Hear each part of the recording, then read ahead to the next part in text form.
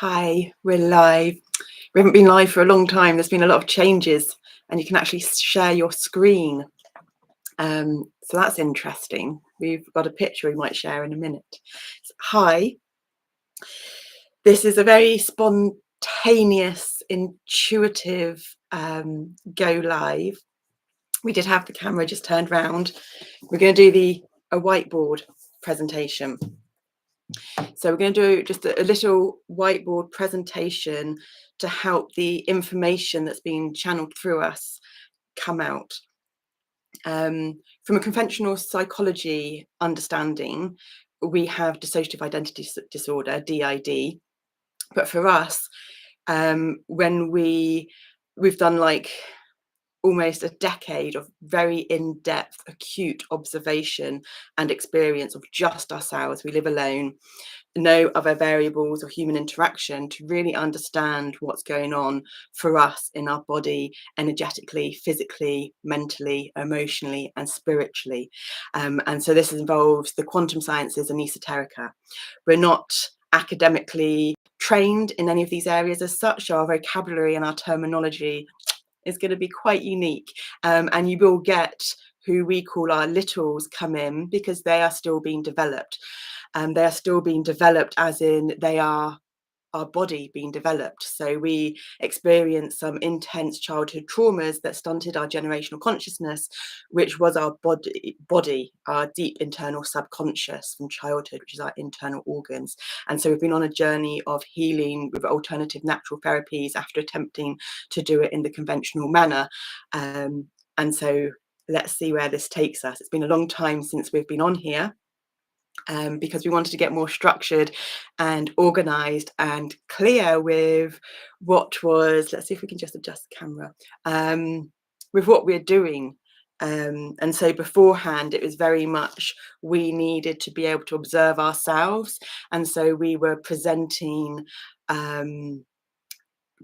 we used YouTube and our other platforms in a way that isn't normally how people use them, so that ones of us could find what we were making, because we were doing private videos, audio diaries, all kinds of things. But because of our fragmentation and separation in the body and the mind, we haven't been able, then ones of us that would create wouldn't be the ones that needed to watch back, and everything's disorganized and they wouldn't be able to be found. And so therefore we've been uploading them onto these platforms so that we can witness and observe ourselves, just like you would if a sports person has themselves recorded to then watch themselves to see what they need to do with their bodies to reorganize it, to restructure it, to get different connections to better their performance. And so we were gonna, like we said, we were going to leave it a while before coming on, but this morning has been very much, we'll go into it in depth in a minute, a bit down in this shortly, but we just want to give a short introduction, because before, for us to even be able to talk and communicate like this and navigate past our anxiety and our nerves, which is a whole other conversation of what our interpretation and definition of anxiety is, we'd have to just do our sound healing and our sound meditation, because we communicate with spirit through frequency, but that frequency, which we call primal vocal sounding, to connect in with the somatic body work, isn't always very comfortable for others to listen to, because it's shifting uncomfortable energetics, uncomfortable frequencies, and people generally don't like to be put into their discomfort. And so this is where we feel the importance of our channel, because most people live in a society where it's all about comfort and being comfortable, but we need to expand our comfort zones. We need to expand our boundaries and our limitations to grow in all of our bodies, all of our chakra energetics. That's what learning is. When we have a garden, we prune it to help it grow in either a certain way to the human's desires, or if it's in nature, there's natural disasters, storms, strong winds that will prune the plants, and the pruning isn't always comfortable, and so that's the trauma. And sometimes the trauma can be to so greater extents that it does cause certain areas of stuntedness, a lack of growth. So we will do the whiteboard presentation in a minute. It's going to be going into the subconscious, the superconscious and the conscious, but not so much those three categories, but the pre-subconscious, the pre-conscious, and the pre-superconscious, and our unique interpretation and understanding of these through experience, allowing our mental, intellectual mind to catch up as and when and if needed. So it's gathering all these bits of information and bringing them in together. And when people say they channel their guides, we've done a lot of work on understanding this as well. Our littles are alternate personalities, are altered states of consciousness. People's guides are altered states of consciousness. People experience their guides to be external of them, but it's coming through the filter of their body. For us, our alternate personalities, especially our littles, because they're the ones that are really in touch with these quantum realms, because it's children, babies, and elderly that are really closest to spirit. And these are the areas of us that haven't been developed. So you're getting to witness a real time, organic, fractal spiritual awakening, and we live in a fractal universe, a fractal multiverse. And so we're just going to start with some sound meditation. And this sound meditation is going to have the intention and prayers to go out for everyone that is suffering from extreme challenges and adversity at the moment, and really taking them out of their comfort zone, because we live as a major global collective in this extreme separation of people in the Western world that are maybe too comfortable, or people in the Eastern world or developing countries that are comfortable if they've got lots of money. But there's a too great a divide, and that's lovely, my littles, isn't it? And that's why we're focusing on the pre-conscious, the pre-subconscious, and the pre-superconscious, because that's narrowing the spectrum, narrowing the oscillation, that swing of the pendulum, the swing of the inhalation and the exhalation, where it's the space, the pause, the retention between the inhalation and the exhalation that most happens. And so we communicate to spirit through this way. And so our prayers are going out to everyone to be able to minimize this oscillation of extremities, whether it's in the weather, whether it's in our personal internal lives, whatever aspect or area of life, etc., etc. So that more balance and calm and peace can be created. The eye of the storm, the stillness, as Nassim Haramein says, maximum rotation, maximum spin creates stillness. And there's some amazing interviews with people, with him, and about that out there. Or we will put our Discord link down, because we post a lot of our Discord is like our journaling, but we're also attempting to create a community, but it's also in real time with learning and growing. So we will put our Discord link down, and you can see if that is something. Well, if that's something that suits you. We're not too sure. We're a bit nervous about putting certain stuff out there.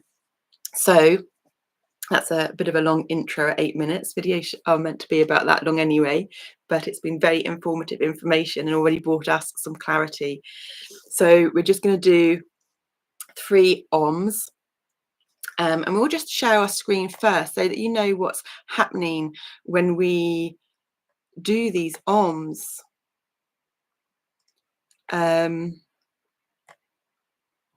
It's actually the pictures one down here.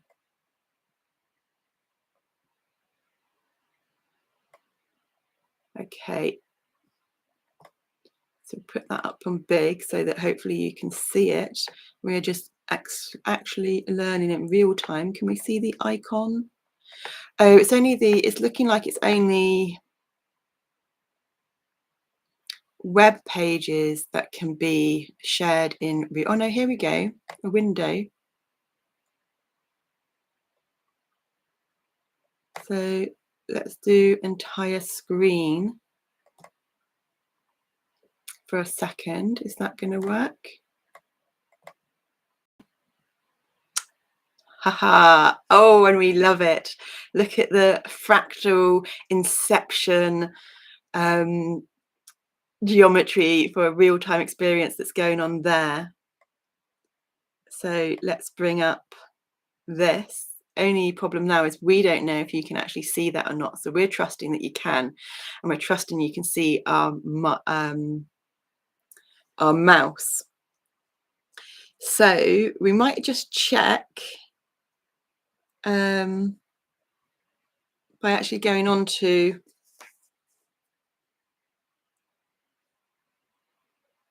our channel. Yes, we can. Oh, look at that. Wonderful. So you can. Yes, our channel.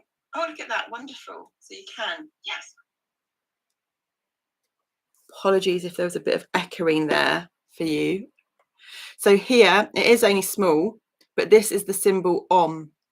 And a lot of people know Om as OM. But from the Sanskrit, when we've been on this journey, we were reading Urban Shaman, and Urban Shaman talked a lot about the Hawaiians and their alphabet, which is about half of the English alphabet, which has 26 letters. I think it's around 12 letters in the Hawaiian alphabet. And you've got the Hawaiians there.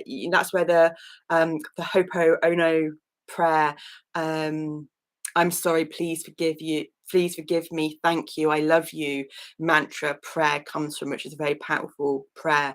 And then in Sanskrit, they have something like 52, it's like double the amount of the English letters, and they can pronounce all the different syllables and tap into all the different frequencies. And so here you have the Om, but it's A-U-M, A-U-M. And the R stands for creation. And the U stands for sustenance. And the stands for destruction. And so this is the all aspects of life. We're reading The Hero of 1,000 Faces at the moment in our in a book club online with Rencord, which is Ren Gill's Discord, and it's all of there's a lot of people that have physical and mental health challenges in this community, because that's what Ren has, and that's why Ren is, I mean, he's just a genius anyway, but the topics and content of his music is just incredible because it's awareness, it's eye-opening, and he's making history at the moment. And then you have the silence, the transcendent, and that is what we're talking about, because we'll take that off now, stop sharing. Because it's the silence, it's that space, the attention where most happens.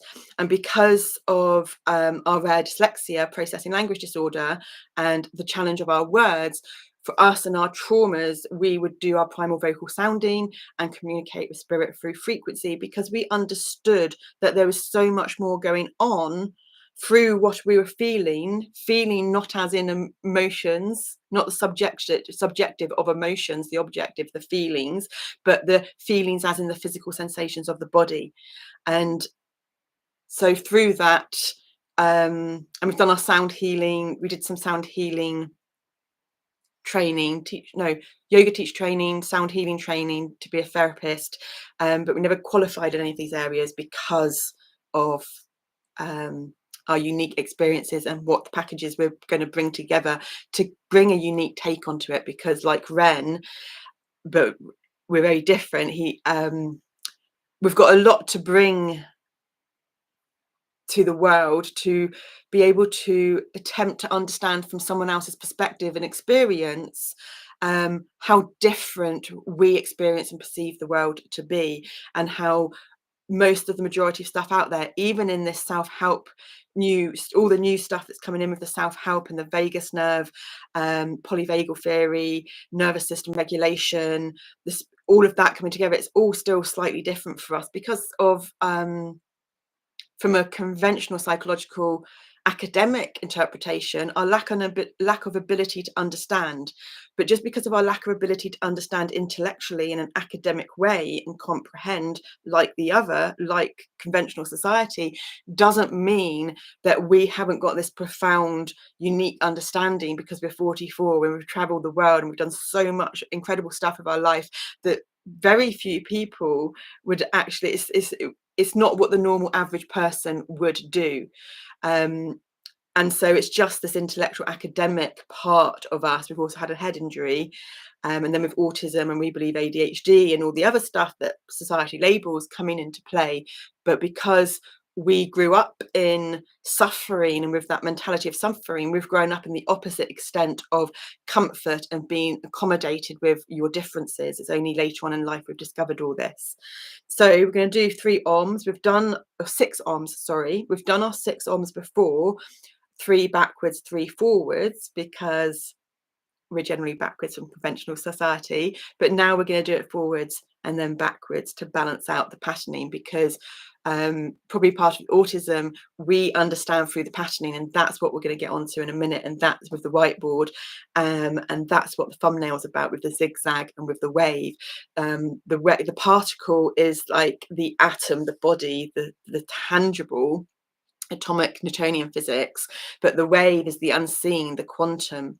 But that wave in the curve is like the feminine, but that wave in the zigzag is like the masculine, because it's pointed lines. And that's what we're going to get into in a minute, when we hopefully, we're having to do it this way because normally we do all our audio diaries and do our journaling and do things in our own time, but we weren't being able to extract this information.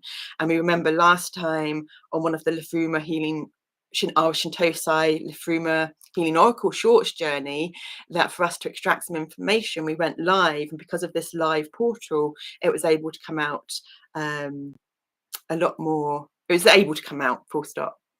So we've got our candle lit here. We will just hold this up,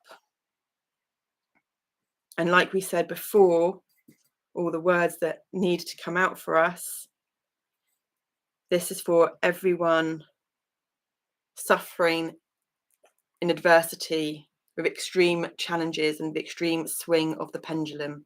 This is homegrown, homemade rosemary smudge stick. We've got a long way to go, but we've come ever so far with our beliefs and our ethics and our sustainability, and wanting to do our best for the environment while doing our best for ourselves. Which, when you're a grown woman turning into a baby or a toddler, is a very challenging thing to do, especially when you're living alone. And there's been no societal companies, charities, family, friends that have been able to support in the way that you need.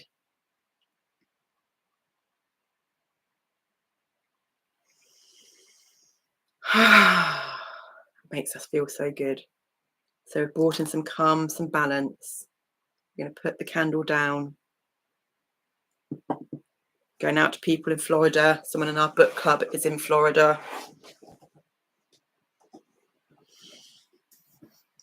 All the other areas around the globe, not just with natural disasters, with human disaster adversities, and as we said, your own internal alignment. You can either join in with us, or you can just sit there yourselves in whatever position is comfortable, eyes open or eyes closed, whatever's comfortable for you. But the scene as we're talking as discomfort, if you are in a safe space, we invite you to do what's uncomfortable slightly, not expanding your comfort zone, but not breaking your boundaries. So we're just going to close our eyes, and we're going to take a few deep breaths and inhalations and exhalations, and then do 3 Aums. Ah, or and then or ah, backwards.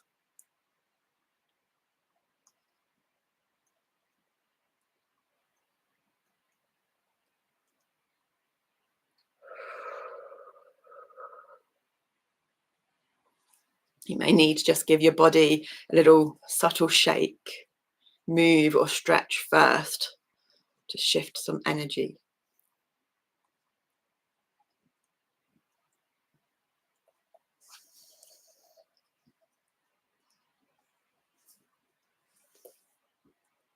Or you may wish to just shift some energy in your immediate electromagnetic field.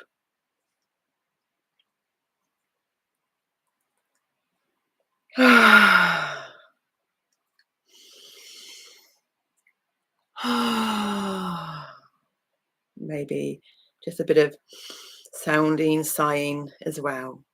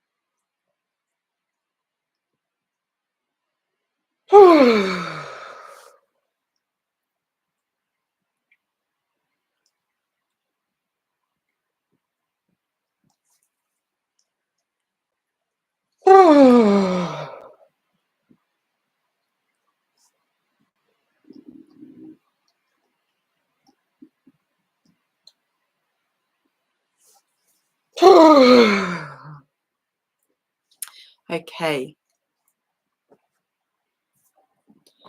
so let's stamp this rosemary out a little bit more. Rosemary helps memory and information and much more. And the vocal sounding is like a very subtle, energetic massage for your deep internal organs. So with nerve touch time massage, which is what is something we're trained in, you pluck the tendons like a guitar string, and so it's similar to plucking your tendons with like your finger, like a guitar string, and it's sending vibrations all the way down the guitar string. The same thing is happening in your vocal cords to help release the subtle energetic body from deep within. So this morning we did our Shintosai. We slept in on the lounge floor last night. There's very big collective energetic shifts going on at the moment. There's this grand trine going on between Pluto, which is at the very last degrees of Capricorn, and will be going, just went direct like a day or two ago, I think Friday actually, so a few days ago. And we'll be going on the 19th of November, finally into Aquarius for good after a 15-16 year cycle, because you have your retrograde periods at the start and at the end of when the planet is in the astro energies. Now, Pluto is one of the very outer planets. It's got degraded to a dwarf planet. I'm not sure if it actually got upgraded again or not, but the cycle is 248 years. And so the outer planets have a longer cycle, and they have an impact on big generations. So it's a global impact on humanity with generations. Pretty sure it's 1971 to 1984 that Pluto was in Libra. So that's our energetics. Libra is the governing energy. We're still doing a bit more research into this. We've all done research into it. You've got some people that go by the astro signs, some systems, people that go by the planets. And we know like the house is like your area of life, but there's ones of us that have learned this before with the difference between the planet and the astro energies, but we can't quite remember that between us all consciously, collectively. The planet Pluto governs the reproductive system and the alimentary system. So I think actually what's coming to us in this moment is that the planets are the systems, whereas the astral energies are more of the parts. So therefore the planets would be like a whole energy, which is more of a feminine energy, a curvy energy, rather than a masculine energy, which is a thinking the part, which is the part that makes up the whole. So Libra governs the buttocks, the lower back, the kidneys, and the skin. And we're going to get onto that one again. We didn't know all this was going to come out at all, because Pluto has been in Capricorn, and Capricorn governs the bones, the knees, the joints, the ligaments, the spine, the backbone, and the skin.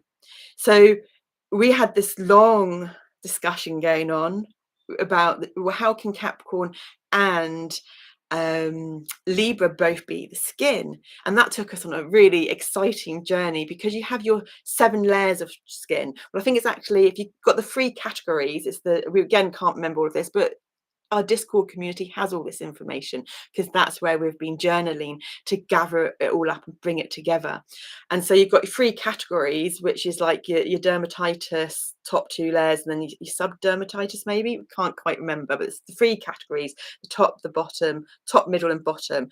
And then I think there's something like 2 or 3 layers, and it might be 2 layers in the top, 3, 5 in the middle, 3 in, yeah, we can't, again, all of that's details going out the window. We're very much, it's like with Steph from I Scribe Steph. She's been amazing watching her and listening to her, of the way she uses the words, because she says that when she's in the liminal space, this creative space, dimensions and realms, she loses her linear logical mind and the words that come into play.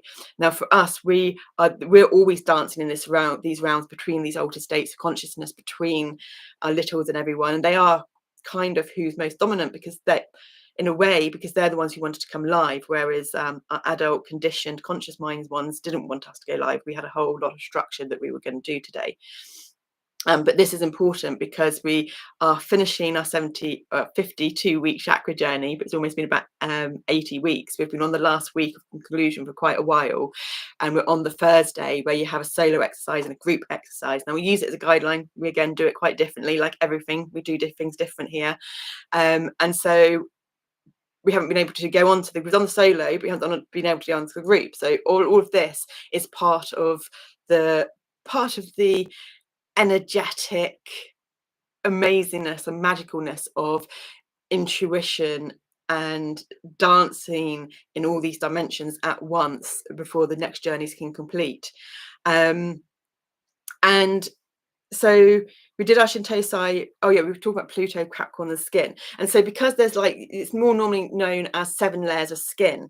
And so the 7 layers of skin, the 7 most common chakras, with what we again feel from a physical, energetic, subtle energetic level in the body, these 7 layers of skin are like linked to like the 7 layers of chakra. So if you can think of a layer of skin going around your whole body, and you've got like, we're just going to keep it as a whole. It's not a whole, because no one's actually really whole in all their bodies and all their chakras, but they may be getting close or whole in one chakra energetics. And so if you think of the body as a body shaped balloon, and there's another balloon within that balloon, and so you've got 7 layers of balloon, and it's kind of like, you know, an air mattress, where you blow into different holes of this air mattress to blow up that section, and that's what it's like that, but with your breath, and you're using your breath to blow up different sections of these layers of balloons, which relate to your different chakra energetics.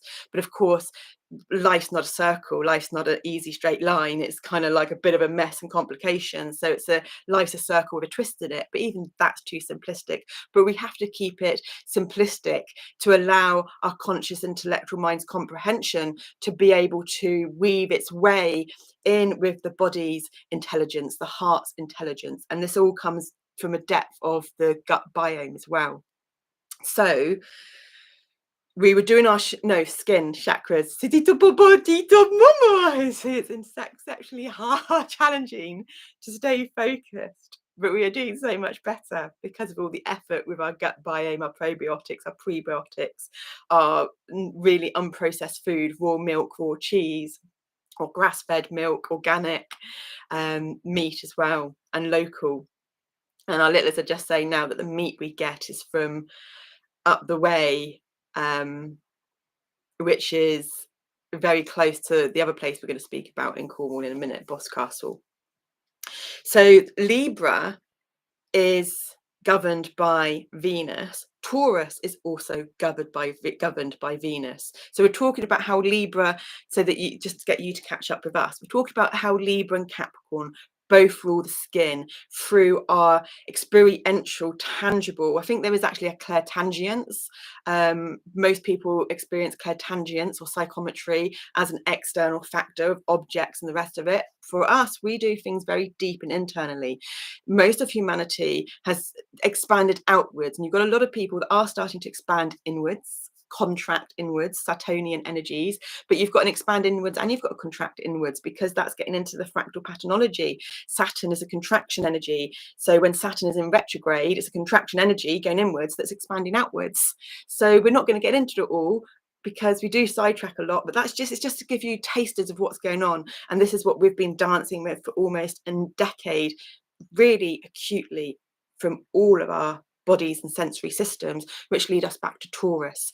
Taurus and Libra, both ruled by Venus. Venus for us, Venus in the sky is actually in, maybe it's in Libra, because this morning for us at 2:44 a.m.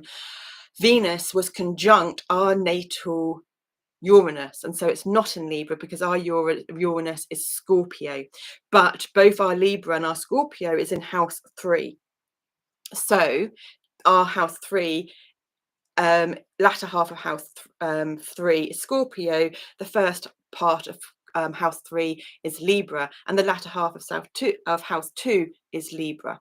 And so this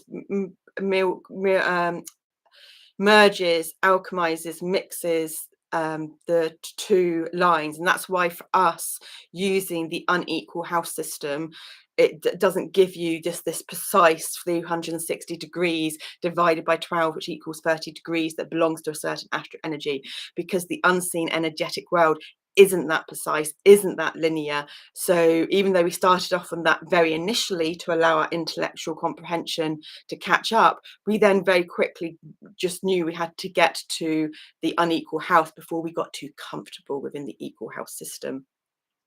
And we also use a lot of other different types of astrology as well. And we only touch the surface when we go into learning about them from others. We learn about them from multiple others, because for us, it's about finding the depth of our uniqueness and authenticity. And when we're living by someone else's systems or ways and the collective, it's bringing us again into a statistical norm. And for us, for the development of humanity and the evolution and involution of consciousness, it's not about following a statistical norm. It's about the outliers. It's about the anomalies. It's all, in our case, it's the anomaly of anomalies, the outlier of the outlier, which you can hear Pam Gregory talk a lot about as well. And when we create systems that include the outliers of the outliers, the anomalies of the anomalies, and not just following that rigid norm, statistical norm, then we are going to create systems of more peace, harmony, and inclusion, where there's going to be more compassion and understanding towards people, towards the vulnerable, whether it's the young, the elderly, people with physical, mental health issues, or anything else. Because these things, like current society sees as a debilitation, a liability, isn't. The people in these areas are actually so much stronger and wiser in their experiential understanding due to what they are going through. They just may not have all the connections between all their bodies and their intellectual body to be able to share in a way that is acceptable and appropriate to conventional societal systems and ways like this. And so therefore, because they're so far from the systems, it becomes really challenging to then integrate into them. When you've got a multiple co-collaboration of comorbidities going on. If you've just got one kind of we're thinking of Shane now. Shane's got a beautiful wife. He's paraplegic. He's in a wheelchair. He can't use his body, but he's got a beautiful wife. Not that she's beautiful internally and looks, just a beautiful in the whole sense of the word, Libra and Taurus, energetics, Venus.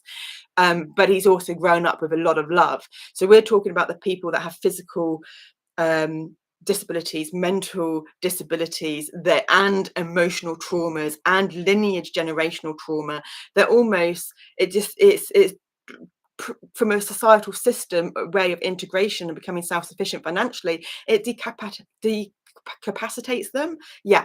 So we're struggling. This is what's been happening to us, and so this is the courage to keep on showing up.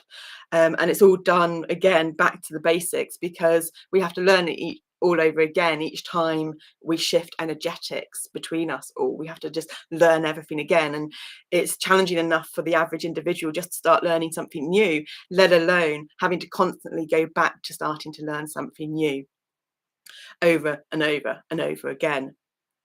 And so we're just going to keep showing up, and it may not be professional and it may not be in the conventional way, but we will, every time we get the courage, or every time we get the bravery, or every time we get this intuitive hit where we've got to do this for us and the other, irrelevant if the other's going to be in the future or just the unseen energetics of the other entities, doesn't matter. We just have to do this in this moment.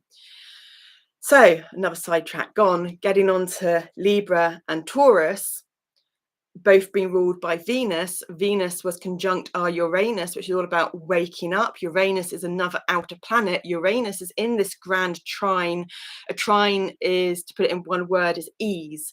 A grand trine ease of energetics between the three outer planets that are going to be impacting the globe through generational patternology habits. And if you're doing it consciously, you could be doing it consciously within the fashions, or you could be doing it unconsciously within the fashions. You could be doing it consciously not in the fashions, or unconsciously not in the fashions. And we're all going to come to this consciously word a bit more in a minute, or probably 30 minutes or something, to be a bit more impeccable with our word, with the first agreement of Don Miguel's amazing book, Before Agreements. So Uranus is about waking up. Venus is about your heart and your value systems.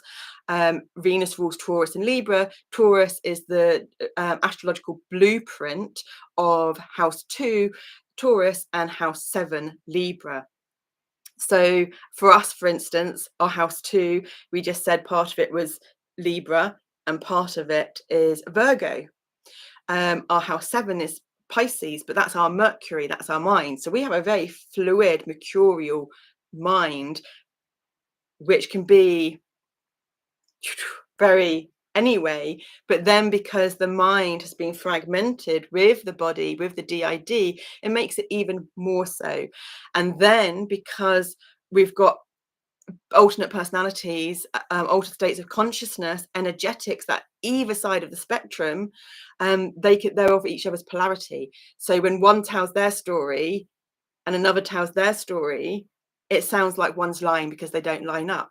But this is why the processing language disorder and us attempting to share our story and it sounding like we're lying, because only one voice, only one us has been presented for so long, our whole life, because we knew from a very young age that this wasn't acceptable. So we masked the DID, but that's also what autism in females does, is they mask.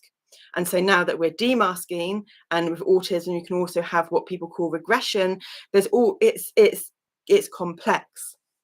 So, but if you've ended up making these connections between our house 2 in the blueprint of the astro blueprint of Taurus, our house 2 being Taurus, our house 2 being Virgo Libra, oh, it's 2 and 8, so we probably confused you. 2 and 8 is that angle on the equal chart of the axes. For us, our 8 is Aries and Venus, but 8 belongs to Scorpio, the underworld. And so this is, so we're like this with our words, and it sounds confusing, and this is why we don't really want to come on and do these things, because it's like blah, blah, blah, blah, and doesn't make sense to the other. But if you treat it like a puzzle and really want to get into the understanding of us and what's going on, and you get a pen and paper, you'll suddenly make the connections of what's going on in us, and then you're just going to have this because you're going to have those connections go on in you. But we are dancing more in this unseen, abstract world of perceived chaos from the conventional linear human mind, because they haven't zoomed out enough, because they're in this statistical norm. And even most of the people that we've watched, the majority of the people we've watched in the spiritual world, and we've watched a lot, they are still in the side of the door that is the conventional linear. We're on the completely other side of the door of the spiritual. And so we have to keep sharing and doing these things because we don't have any other human interaction. And this is our gateway. This is our door to others, whether they're confident enough or not, or wanting enough or not to subscribe to us, any connection to us, even if it's just a 2-minute view, they're connecting into our energetics, our field, and there's this energetic exchange goes on, and they'll get a bit more of a glimpse into, through the quantum entanglement communication of this unseen energetic realm, and we'll get more of that information from the conventional linear realm that most people are in. And so that's then how we are growing. It's been quite a fascinating journey to observe, and I feel we're getting much better at describing it than we were.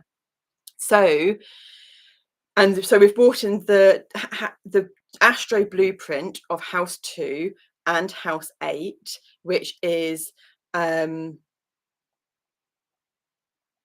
oh, okay, no, we were accurate. The axes of the direct polarity is 2 and 8. 2 belongs to Scorpio, 2 belongs to Taurus, 8 belongs to Scorpio, and that's your finance axes. For us personally, 2 is Virgo, Libra, and 8 is Aries.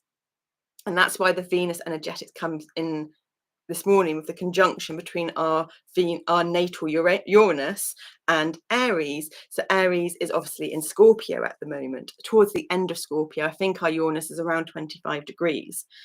So this is all just going from intuitive flow in the moment, because this is how we have to understand it to make the connections. We don't recall information from the conventional interpretation of conventional psychological and scientific neurological understanding of memory. If you go into a bigger understanding of memory, they say how it's all over the body, and this part, which is like the majority, is not what we are on the body. And so this is how we recall the information, the memory, going back to the rosemary.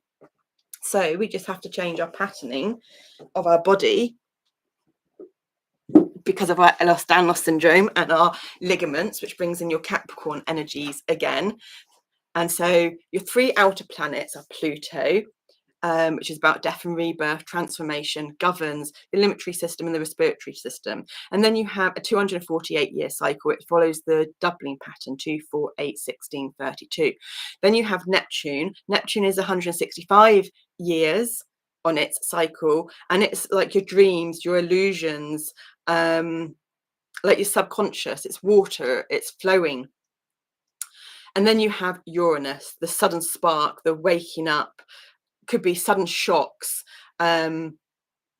but for us it can be like something sudden, unexpected. But if you're dancing with these energies consciously, then it doesn't need to be like a sudden shock. It can be a gradual moment, depending on what you choose to believe. So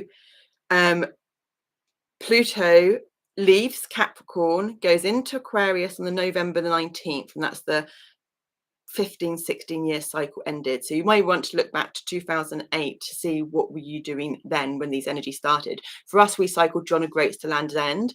With it, we broke our collarbone and then cycled John O'Groats to Land's End 3 months later while it was still healing, because we broke our collarbone accidentally going down steps and going over the handlebars while we're in training for cycling John O'Groats to Land's End.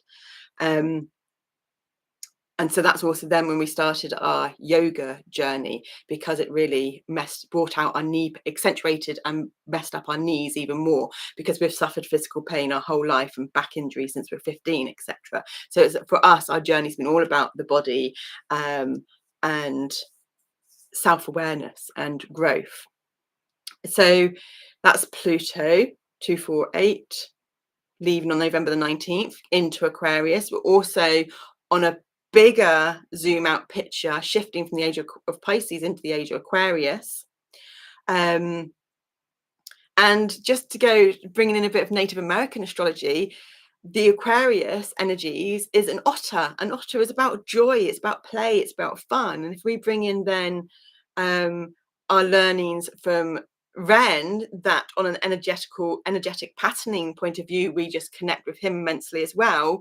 It's a play on words. It's about play as in having fun and playing like a child or playing like an adult, but having fun. And if you're someone that having fun incorporates getting intoxicated or drugs or the pub or something like that, it's that's why it's having fun like a child. It's having fun and playing where there isn't any kind of other substance or even person involved. It's a pure ability to be able to find joy and fun and play in an autonomous perspective. It's about play. You can play a music, being a play on words. A play on words is the second understanding of play there. Play on words, bringing in being able to play a musical instrument or being able to play a sport, which could also bring the fun level in or not. It depends on the attached emotional belief system that goes with that. If you're forced to do it as a child, then it might not be fun, etc. And then it can also bring in play as in theatre. You go to a school play, you go to see a play where there's a theatre and a performance going on. So that's otter energies, which we love. We're going into the age of otter and fun and play on words, a greater multi-dimensionality and perspective and understanding of things, because we're in a major shift of changing of perspectives and the way we see and interpret things. And the more we can attempt to understand others' perspectives without wanting or needing to change them, the more we're going to grow in our own evolution, expansion and involution of consciousness and awareness, self awareness and awareness of others and compassion and from Mother Earth. So a sustainable symbiotic future relationship with Mother Earth. So Neptune is currently in Pisces and going to be moving into air. So Capricorn also, Pluto's leaving Capricorn, which is an earthly energy. It's very solid, it's very stale, it's still like be like mountain, into air, Aquarius. It's a fast energy.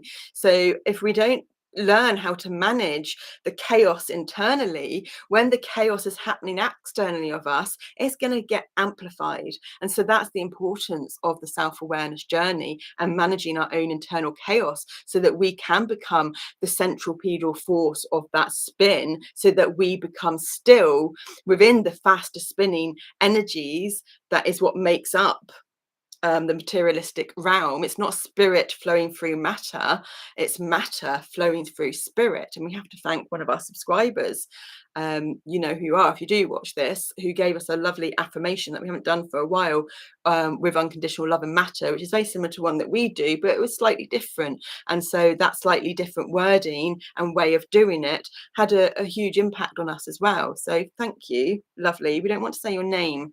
Actually, no, it could be anyone. We'll just say your first name. Thank you, Hannah. We don't want to say, because that could be any, there's so many Hannahs out there. And what an amazing name if it's spelled Hannah, because it's a palindrome name, which is the same forward and the same backwards. And we were talking about being forwards and backwards earlier, and about Aum forwards and backwards too. So Pluto from Capricorn solid still into Aquarius. Aquarius rules the ankles and calves area. And if you look into polarity therapy, the lower legs are the colon, the ascending colon and the descending colon. So it's going to be affecting the colon as well, which the colon is what helps us regulate water in the body and our intake of water. If there's too much water in the body and the regulation on the elimination isn't sorted, then we're going to get things like diarrhea, or it might be its elimination system. So it's not just the elimination system of our waste products, it's through sweating, elimination through our skin and spots, elimination through our breath. And if there's not enough water regulation, if we've got enough water in our body but it's not regulating it, then we can get constipated. So this is the interconnected of everything from a subjective internal perspective. And the more people that can understand from all of our sensory systems and internal subjective interconnectedness of everything, the more that is going to reflect out into our projection, individual projection, which produces the collective projection, the collective dream of humanity. So if we want to live in a global, harmonic, symbiotic world, where then we have to have that within us first. So Pluto out of Capricorn, bones, ligaments, skin, knees, backbone, into Aquarius, calves and ankles on November the 19th.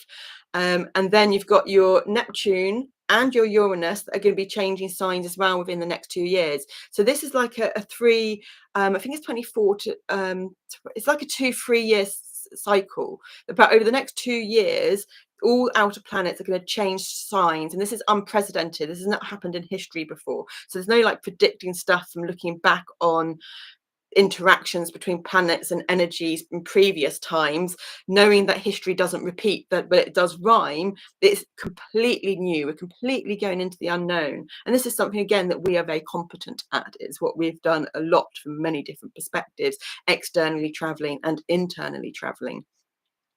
So Neptune is going to be leaving Pisces of water, which is a very fluid, flowing energy. It's a moving energy, and it can be a rapid, it can be a fast moving energy like air and fire as well, when the extreme oscillation, the extreme energetics is happening. But it's in the subconscious realms, it's in the unconscious. For us, the unconscious symbolizes the subconscious and the superconscious. The superconscious is your gamma rays, your gamma wavelength, your gamma frequencies, which is 30 hertz upwards. Your conscious is like 13. Again, you know, do your own research on the numbers, but your conscious mind is like 13 hertz to 30 hertz. And your subconscious is your delta, theta, alpha brain wavelengths, which go from like your 1 up to 13. I think it's like, you know, 1 to 4 or 1 to 399, 4 to 8, 8 to 13, and then your 13 to 30 is your beta brain wavelength, which is like your waking state in everyday actioning or functioning activities, work. Your alpha is a waking state, which is like your 8 to 13, but it's a waking state of relaxation, which is what, as a global nation, as a global collective, the majority of us as humans are living in this fast-paced world that don't know how to regulate their own nervous systems in an autonomic nervous system perspective. Like, most people are having to now do exercises, use tools to actually regulate themselves, but their baseline isn't regulated, because we wouldn't need to use those tools to regulate ourselves if our body was automatically in the autonomic nervous system able to regulate itself. So you're going into your polyvagal vagus nerve there again. So Neptune is the dreams and the illusions and the water, so a lot of in Pisces, so a lot of, you know, unconscious energetics, but it's going to be going into Aries, which is a fire. And I think of fire burns off landscape to get rid of everything it doesn't need, so that new growth can come through. So that new beginning energy is really going to be coming into play. And fire is more, you can control. Fire is more of just, it's wild and it's free, unless again we have that autonomic nervous system regulation. And if we don't have the autonomic nervous system regulation, then we have to consciously bring in the tools to regulate our nervous system, to control that fire. So it's, think of an oil burner or an Aga or a wood burner or a hearth. You have valves to control the amount of air that goes in and out. And if you're just heating your house and it gets cold overnight, you want to have fuel in there with the very small amount of air going in, so it keeps it at a constant temperature and keeps it lit throughout the night, but not burning fast. But when you're awake during the day, you may want it to heat up a bit, and so you'll open up the air vent, put in more fuel, because the faster it burns, the more fuel that goes in. And then we can control all of this through our breath. You've got the yogic fire breath, etc. But again, we don't want to be teaching stuff as such.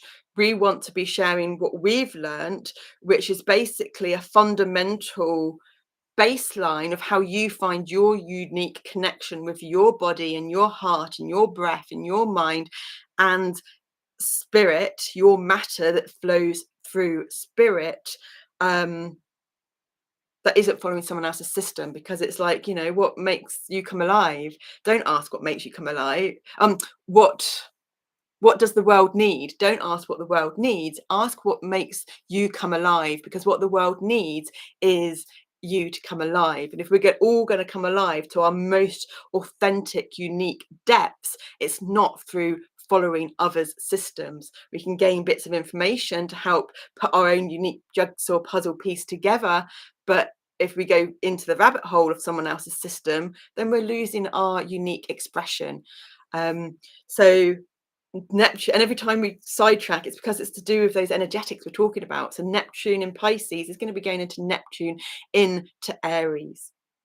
So it's more of a conscious awareness. And if we're not dancing this journey consciously and intentionally, then there's going to be a lot of stuff that's going to be burnt up and coming up into our conscious awareness in an uncomfortable force, almost feeling like an outsider's forced tower moment, whether that's from someone else or from a situation or an event.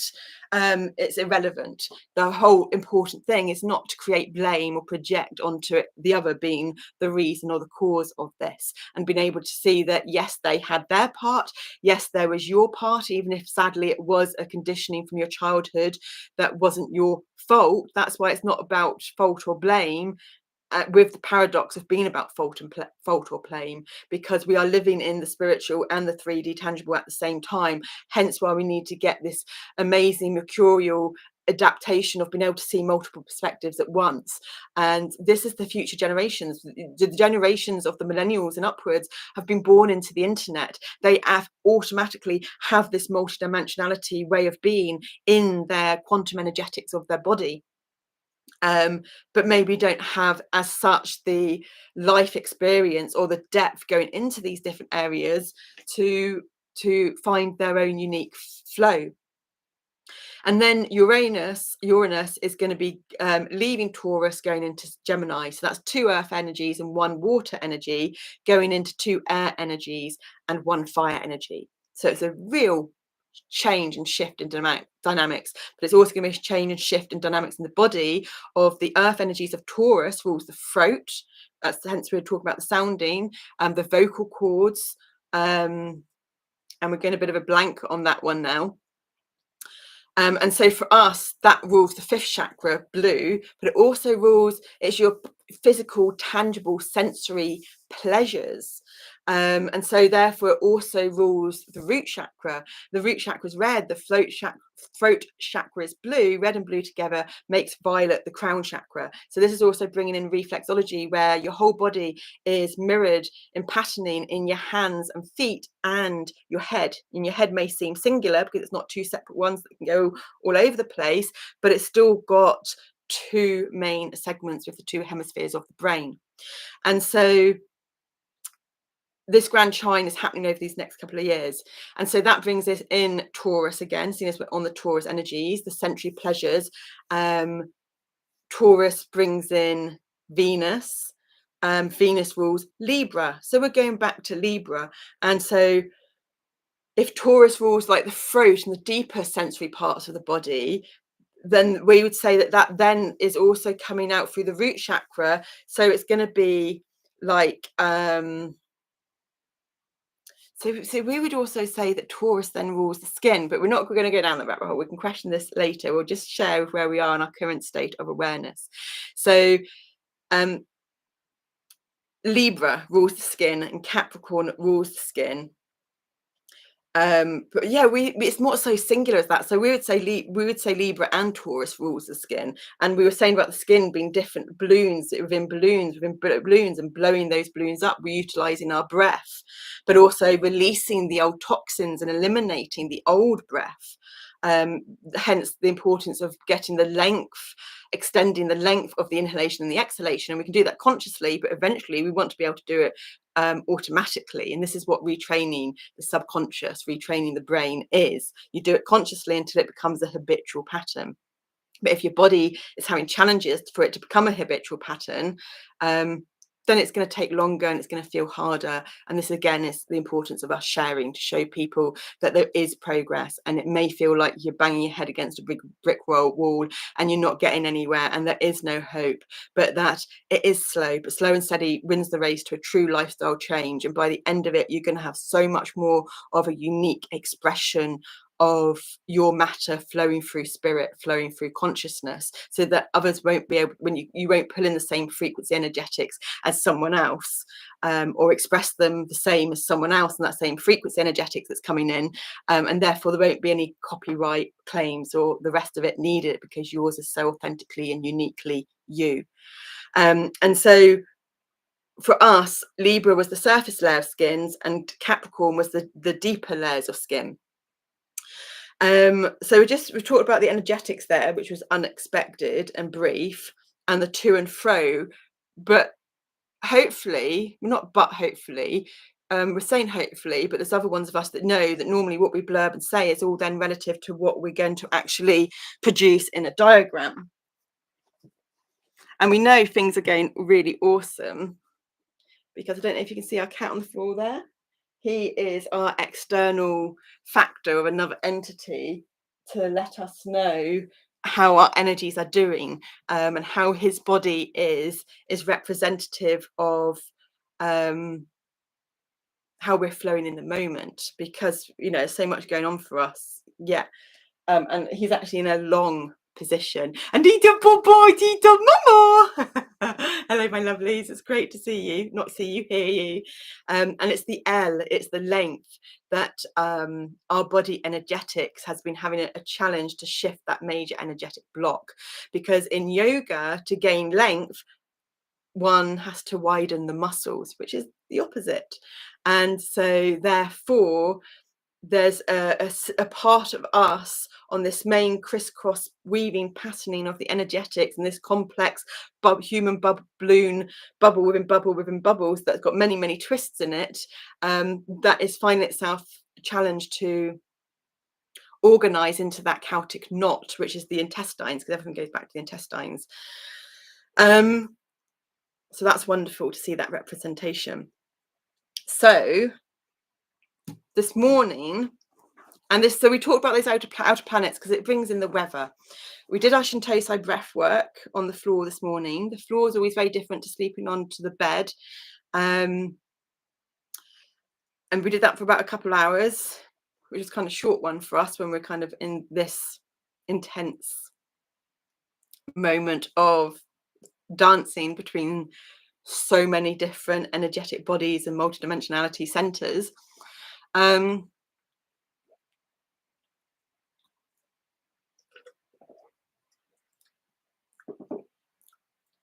then there was a bit of not sure what to do. So normally when that's been the case these last few days, we end up kind of watching something and doing a restorative twist on the floor and getting into like a bit of a back bend, so that it can keep our younger states occupied, but we can then do the body work, the somatic work. But this morning we're doing more of a kind of a child pose, and we were led to, there's this thing about Cornwall, which is where we live, came on, and Boss Castle, and it was in 2004. So this is also really important as well because of the 2 and the 4. We're in 2024, so 2004 is the macro 2-4 energetics. 2024, or shortening it to apostrophe 24, is the micro energetics. So it's the big picture and the small picture, but of the same frequency. For us, it's that double patterning again, 2, 4, 8, 16, 32. And for us, the 2 and the 4 is hugely important. 2 is when the host body was 2, is when Snowflake was born through the Native American Indians in America. And that is when there was a part of our energetics that was supported by a very spiritual land, nature, tribe, because that was what's going to be our savior now, we're realizing. And then when Snowflake was 2, the host body was 4, and that's when our major maternal and paternal traumas happened to cause even more fragmentation. That because of our autism, the gift of masking came into play to be able to put a mask on all of this so that it wasn't presented to the external world, because that was more detrimental to us and then would have triggered suicide or ideation, but also was hidden from us and some of our conscious awareness, because we've been dancing this self-awareness journey since we were 18, 26 years ago. And normally when someone goes into depth and self-awareness journey, they get more cohesion, they get more clarity, but that wasn't the case to us, and we didn't understand why until our seizures, which is from the gift of a multitude of things presented to us about our DID, a dissociative identity disorder, which at the time was too much for us to handle in our conscious mind. It wasn't too much, it felt like it was too much. I mean, it was too much for others to witness, and so it caused a complete fragmentation and separation of being able to interact with other humans over time as well. And we did it for, but we're not going to go into that so much for stuff a bit about that. So then we watched a bit on Boss Castle, or by the way, 24 is 42 backwards. They come in their pairs of mirroring, because the unseen energetic dimension and the seen energetic dimension are opposites. So 42, 24. And we haven't read the book, but there was a whole intuitive channeling flow state, beautiful moment where it's bombarded from us in every direction. That 42 is the meaning of life from Hitchhiker's Guide to the Galaxy. And so Boscastle basically is got its own climate. It's Cornwall's got its own climate because it's got coastline, North Ocean one side of it, the peninsula, and ocean the other side of it, and so it produces a unique climate. It's like kind of New Zealand or an island. But Boscastle, you can have like sun one side of the hill and pouring rain the other side of the hill, and they're only like 10-20 minutes away, if that. Boscastle is a real valley. It's a crevice where a river's like carved it out, and it has two rivers going into one. And so there was a big storm, and within like hours there was a big storm just in Boscastle, where it was sunny everywhere else, and this rain and flood and water went into a global news. Two rivers came together and basically took a lot of the lower town out, and so we were watching that.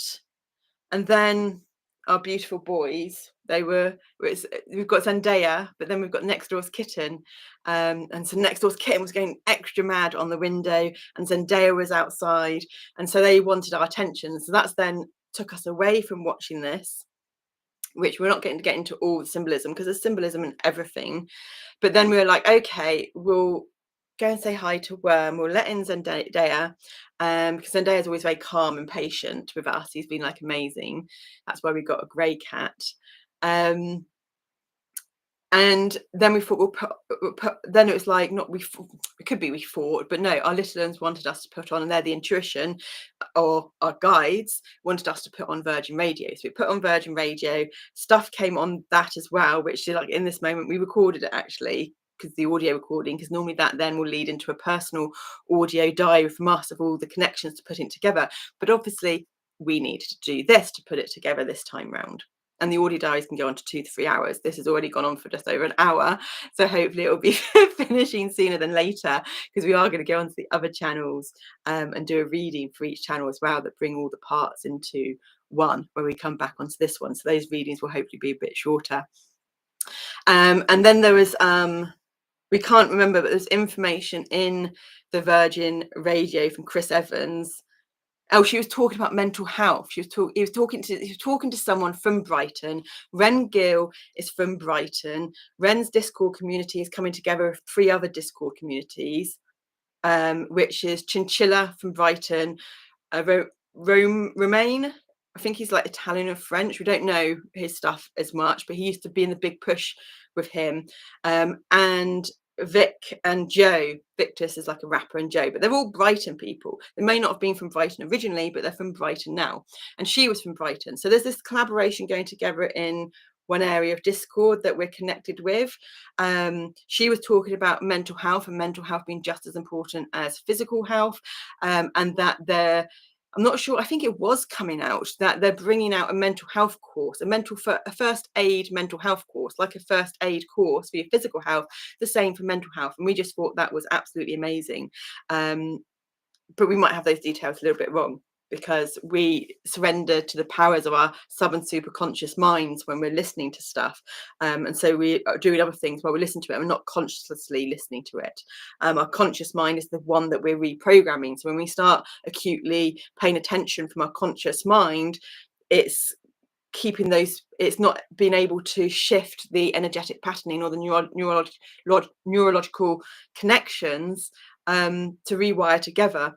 And that leads us on then to, we've also had a big massive moment in Ren called in the book club, because we thought there was going to be something happening where it was just this one chapter on it, the own, which was the very last chapter, chapter 4, the keys of part 1, the hero's adventure in the hero of 1,000 faces. But it was only very small, but we thought that was great because it was going to summarize and condense and reflect over the whole of the book so far, first half of the book, 2/3 of the book. But actually it was coming in with the first 2 chapters of the next part, and we'd actually discussed this in the group, but everything had got mingled in our head. And so we went into this panic and was like, we're not doing as well as we thought we were doing. And it sent us all over the place and sent us quite down and quite worried. And then we were able to do what we do, talk ourselves through it, talk ourselves through the different scenarios. You know, normally the other person would say something because they'd hear that we were so excited and it was just this, and so they'd go, no, it's with this other book. Why didn't they do that? And so we got to the point of like, well, maybe they did do that and we didn't remember, or maybe they didn't do it, but we know how the subconscious energies are always working, and so they didn't do it on a subconscious purpose level because we needed this moment to go through. But no matter, it's always, it's not that it's one person's more important than the other. There's always an interaction going on this level all the time. So we had to get underneath the narrative, and behind the narrative was that it was irrelevant of whether they did say anything and we forgot it, or they didn't say anything. That wasn't what was important. What was important was it wasn't meant to be said, so that we could have this moment now, because we don't interact with other humans. And when we do interact with the other humans, it brings variables into play where we've had a lot of experience where the other people will blame us because we've got the physical and the mental health syndromes and disorders, therefore we couldn't possibly be right, it has to be them that's right, when it's not them that's right. And we've actually had to go through messages and prove to them it's not right, and out of all those ones that we did prove, only one person attempted to make amends. And this is what happens in society, and it's really unfair that the people that are more vulnerable, especially with certain disorders, will get accused, and because they're not right from a society point of view, then they will get the blame, even when that's not the case, because basically everyone is a mirror, everything is a mirror, and no one wants to look in a mirror and see their shadow self, which is what happens in some of these situations. And so we were dissecting it and looking at it from every angle, and then it was just like, bing, it's a change of perspective. It's like the cylinder. From one angle, it's a rectangle. From another angle, it's a square. From another angle, it's a circle. And from another angle, it's all kinds of things. They're all the same. It just looks different from a different angle. And so we were realizing that we were assessing our progress from the old, conventional, domesticated, conditioned, academic, societal point of view and perspective, with memory and with functioning and with the rest of it, when really what was happening was we were progressing. We just weren't progressing through the mind, but it's the mind that's perceived, the intellectual intelligence, which is perceived as most important in the current day and age we're living in. But we were progressing in the thing that we had manifested in the black moon, Cancer black moon in 2020, after the psych ward, June, July, the double Cancer moon, which was a thing we did with Kirsty Gallagher and Lunar Living, and was meant to be over the next 6-month period. But for us, with the EDS and the other things, it always takes at least 4 times longer. So you'd think, say, 4 times longer, that would be 2 years. We're now 4 years and a couple of months later, because we've got so much more going on. But we've got to the stage when we looked around us, the house was, we still need to do a deep clean kind of on the house, but stuff like this is really slow for us. It's our main focus is our food and our diet, and that's what it has been, because we're not going to get the ability to do all this without getting too emotional, without going off on it and getting anxious that we're going off on it. Whereas now we know that we're going off on a different side ramp for a purpose, to then to be able to come back again. But now we're eating, we're doing better with the environment, as in we've got small for our washing our clothes liquid, our washing up liquid, our dishwasher stuff.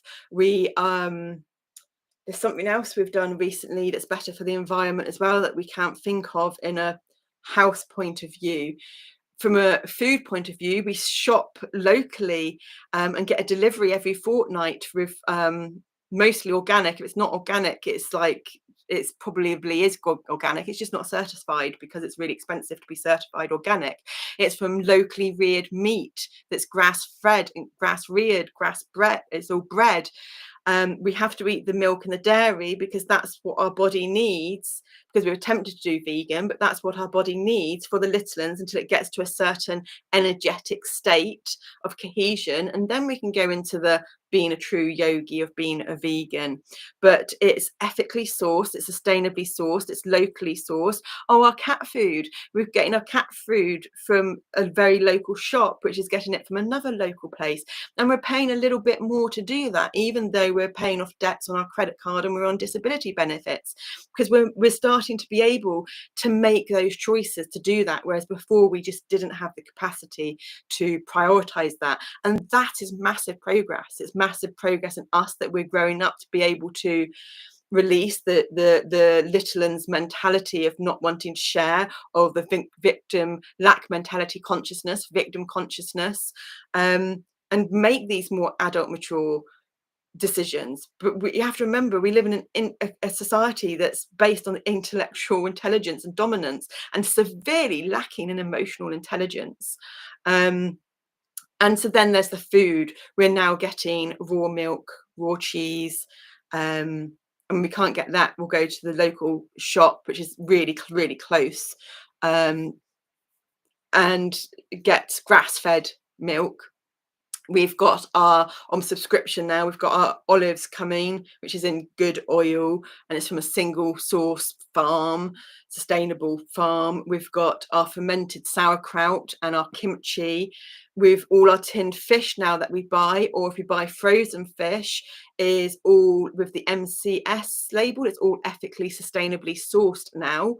And eventually we want to get onto the local seafarer, or there's a local guy that does fish and stuff as well. Eventually we want to get onto that, so that we'll meat and our seafood, which has all those natural nutrients, minerals and vitamins in, we'll do that like once every 6 weeks with each one, and then we can work it out.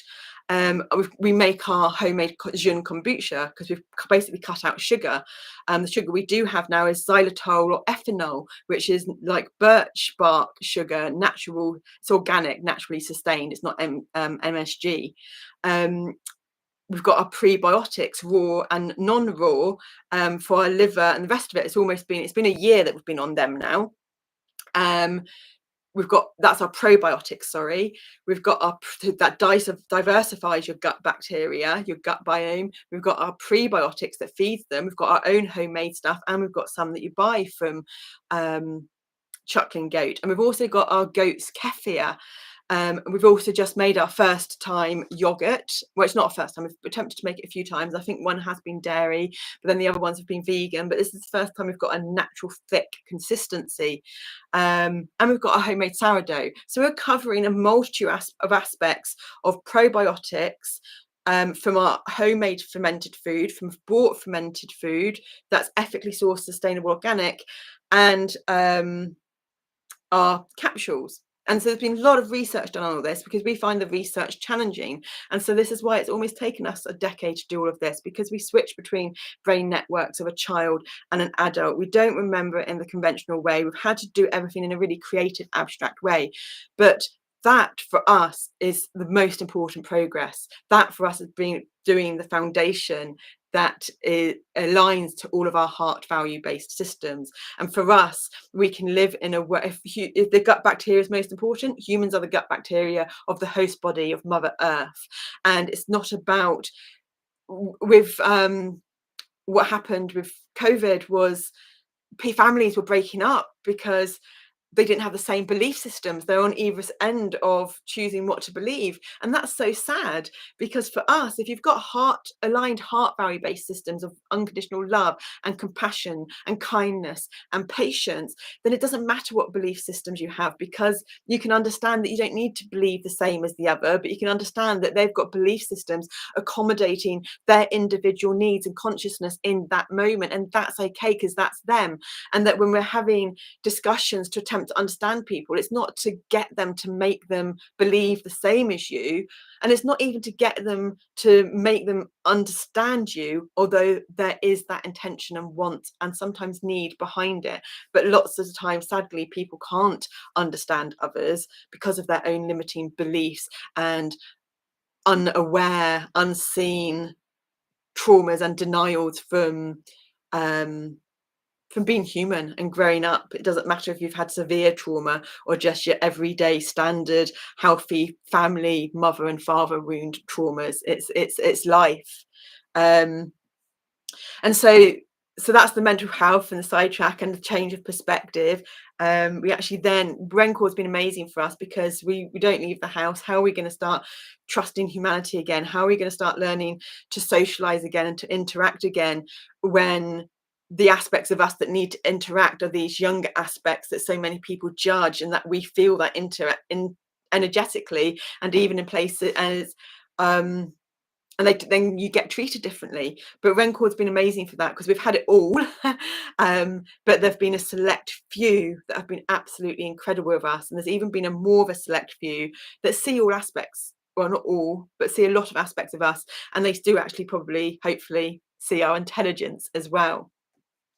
And so we're gonna now get on to the important 12112 Tito Pomomo. There we go, my darlings. So let's see if we can just move this around. Gonna blow out the fire, blow out the candle. Thank you, the black candle.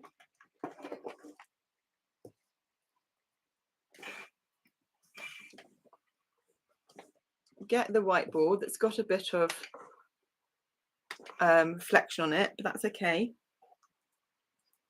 And we feel with conventional psychology, it's too singular. Conventional psychology, you've just got, oh, this is interesting. I thought we were going to do it like this, but we're not going to do it like this. Conventional psychology, just they always do it in the line. You probably, you've always got the fun one of the iceberg, and how the iceberg, or actually no, they need to the iceberg into the conscious, and about the massive bit of the iceberg down here is the subconscious, and this is the supercon. So actually, to be more accurate,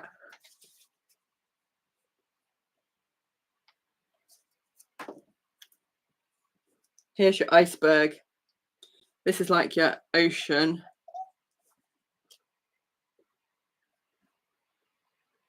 That's your supercon. And so it's done in a very linear, and this is your conscious.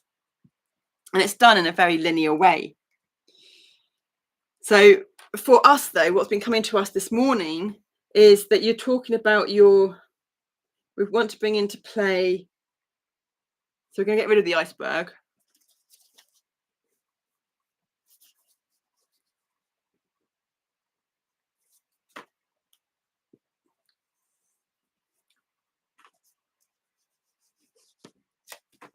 And we want to bring into play your pre-con, your subcon, and your supercon.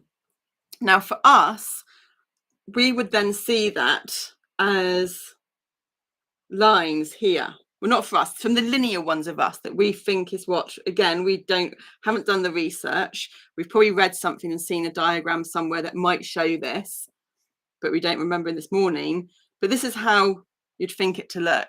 This is your subcon between your conscious and your subconscious. Sorry, this is your pre-SubCon, between your conscious and your subconscious. And this is your Pre-SuperCon. And now we think it's literally that. But for us, you would also have, and this is how we then, your pre-conscious before your pre-subcon, and your pre-conscious before your supercon. So this is your pre-conscious, which comes before your pre-subcon and your pre-supercon. So that's to do it in the simplistic way.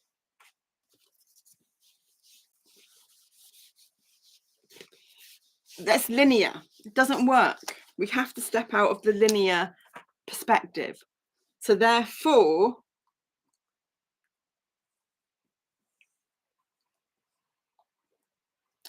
supercon, or we okay. I don't know, you're not going to be able to get all this in, are you? Supercon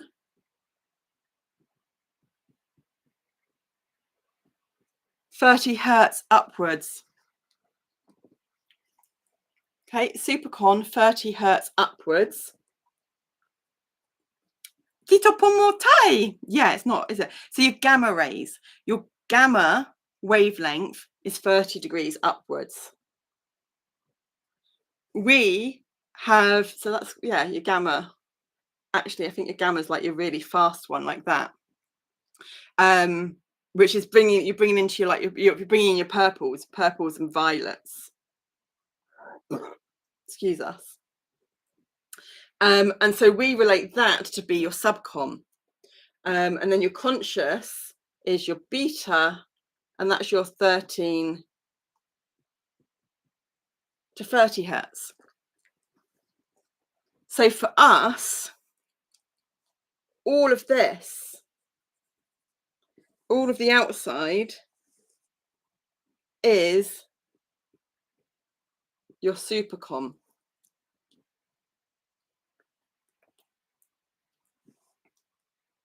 This is really interesting what's coming out, and it's in the moment. We really weren't expecting this. And so then you've got your subconscious. Ignore the spatial or anything, and your subconscious is then here. It's your what's deep in energetic pattern inside you.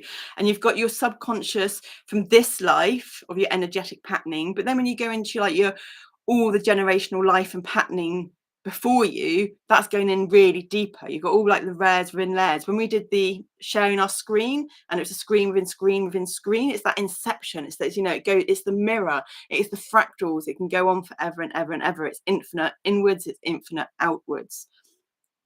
And so this area here is your conscious. So if you remember before on the lines, we had a line, 2 lines separating your conscious and your subconscious. So what was happening here when we listened, it was the song. There was a song, All Together Now. I think it was All Together Now. And then it ended, and then there was the lyrics, No Man's Land. And when No Man's Land came on, that connected us into our thoughts. Although it's not a thought, it was connecting us into different ones of us and the way that we process inside of us. But the best way we can say it is thoughts, because we're deaf, blind and dumb inside. And if you're deaf, blind and dumb inside, you're not getting visions, you're not getting someone saying something to you. It's all kind of just a thought, but it's not a thought. But I mean, we've got our own understanding of what a thought and stuff is as well, and how people don't really know what a thought is either. It's all this terminology. Has to be, for us to get you to understand us, we have to be clear on the definition of our meaning of each one, but we don't have time to do all of that. I mean, look how far in we are already, and we can't just go into the breakdown of each one, but we can go in to say that it's not the conventional interpretation definition of a thought, and we can't remember exactly in this moment now. It's not even that we can't remember, it's because we're in a different energetics, a different collective state of consciousness, altered states of consciousness, that those finding systems are in a locked up room that aren't quite accessible type thing. That's the best wording we've got to describe it. Hence this being the challenge on our journey for sharing. But this that no man's land, we know what no man's land is like. We've been in lots of different no man's land because we've done a hell of a lot of traveling around the globe. And it doesn't, it's the land between two countries that doesn't follow the rules or the laws of that country. But if you were to split that barrier into two, it would be that it doesn't really, that doesn't belong to that country, but it's close to that country, so maybe the laws might apply more so in that bit of no man's land. And so really it would be the very center of that no man's land, and that very center, so here's the no man's land, one country above, one country below. It'd be this middle bit of the no man's land that would really have no rules or no laws governing it. And that's again, like, that's the lines, that's the similar pattern that we were just seeing before. And so this was symbolic to us because it was what was it? It was something to do with us and the way we were interpreting our body, and the way the fragmentedness of us and our body or our mind, or something that was going on with the dissociation.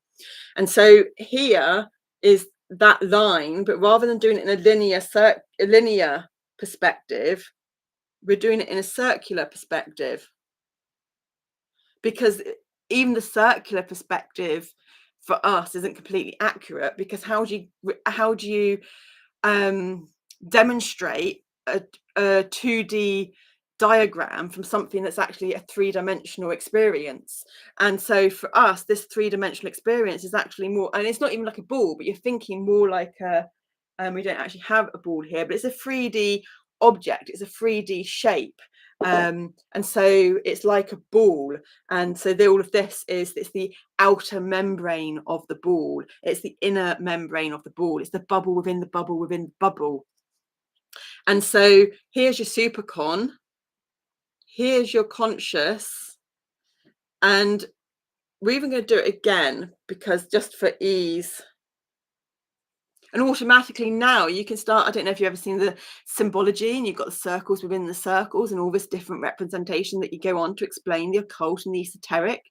So here now, if we were following what we said on the linear diagram, this would be your pre-SuperCon, and this would be your pre-con.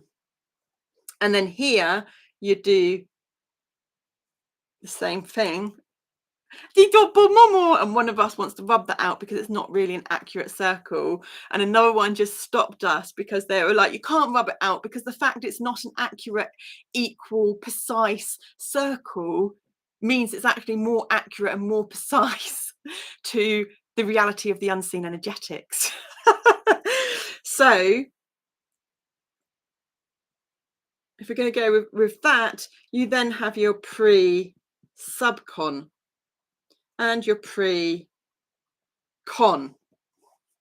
So it's getting a bit, it's getting a bit confusing now. There's lots of words, isn't there? So we're just gonna do your we're gonna do the subconscious. We'll do the subconscious because it's like the shadows, it's the depth, it's the darkness.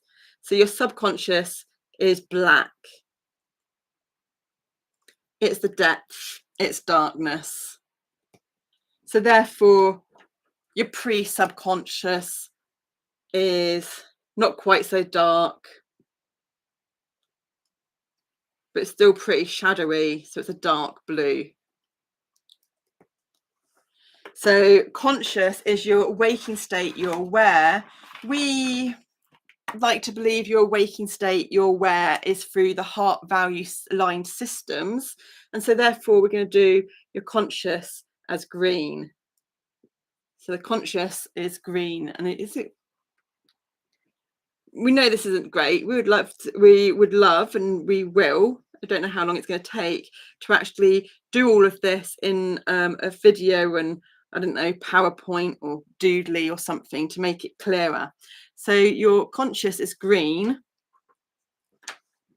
So your pre-conscious, which is closer to your subconscious, is going into the darker energetics. So we'll do that into a darker green.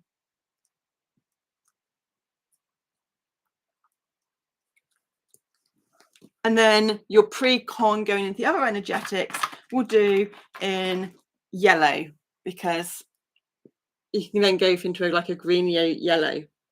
And we're not going to do this all the way around now, because we're actually going to end up scribbling some of this out in a minute.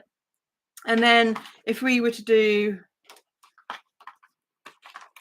seeing as it's fire and it's red, we'll do, so this is where we get really confused with the colors, because red's the root chakra and that's the physical. But if we were to do your SuperCon, which is everything outside, as red, then you do your Pre-SuperCon as orange, which just got overlined on the black, because orange is between red and yellow. So that is how we would say it's more kind of accurately aligned with the energies. And this is through not a mental, intellectual interpretation or comprehension. This is us constantly doing our aloud reading, constantly doing what we're doing with the book club, and learn to communicate in written form, which isn't our strength, on Discord, to interact with people, to develop these aspects of us that don't come easy. But this is experience, this is what we're experiencing, and we're looking for the best way to describe what we're experiencing. And so you know that the SuperCon's the outside. That's not going to change. So we're just going to scribble all this out here now, so that we can use the space to describe. So that's changed. We can leave that down there. But we know, we said earlier, we can put this back up again. We said earlier about the atomic world, the seen tangible being the object, being the particle. That's the atom, atomic world. Tangible, spelt wrong. We've got our L's back to front. But then you've got the wave. But you've got the wave curly, and this is where the thumbnail picture comes into play. Or you've got the diagonal. And this is the wavelength. And so then we'll bring into the chakras. If you ever see the chakras, you've got like your, and let's just do this in color, seeing as they're here. You have your root chakra, red. You have your second chakra, orange. No idea what just happened to yellow. There it is. You got your third chakra, and I think this one's like Manipura, Swastisthana. Maybe that's Manipura. Yeah, Manipura is the yellow. Maladura, I think is the bottom one. It's been a long time since we've done that. Heart chakra, Anahata, the fourth. But again, we've got our own system going on that. And then you've got blue for the throat chakra, the fifth. So you get the point. You get the point. And then you've got indigo. We wanted to stop, but our littles like the colours. They want to put all the colours on. So scribbling out that bit. And then you've got your crown chakra, Sarasahana. So we're attempting to say it all in the moment, because it's how we practice for our brain networks. And so what happens when you've got the, I think it's called the Ing and the Pingala, they are, you've got your Kundalini coiled snake energy at the bottom, and then you'll see pictures where this is happening. And they're crossing over, and then you've got, like, you know, whatever at the top, 1,000 petal lotus at the top. And so what's here, so it'd even be better, we're going to now put this out, because again, we need